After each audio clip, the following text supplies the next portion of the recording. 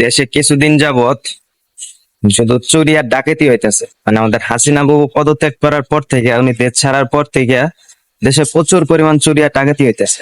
আসলে এগুলা কেন হইতেছে কখনো কি ভাইবা দেখছেন? দেখেন নাই তো।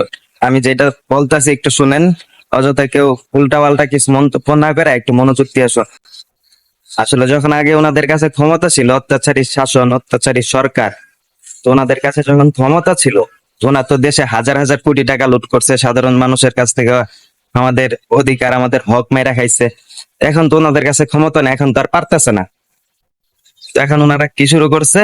চুরি আর ডাকাতি শুরু করছে। আর ওনারা সাধারণ মানুষকে এটা বোঝাইতে চাইতেছে যে আগের সরকারের থেকে এখনকার যে সরকার আছে, এটা থেকে আগের সরকারই ভালো ছিল, চুরি ডাকাতি হতো না। আসলে চুরি ডাকাতি করতেছে কারা, এটা কি কখনো ভাইবে দেখছেন? একটু ব্যানটা খাটাই দেখেন, তাহলে বুঝতে পারবেন বিষয়টা। আর মানুষ এখন বোকা নাই, তোমাদের এই চালাকি, মানুষের এখন বোকা নাই। আপনারা কেউ ভয় না পায় সতর্ক থাকুন, তাদের দইরা ইচ্ছা মতো পেদানি দেন, দেখবেন সব ঠিক হয়ে যাবে।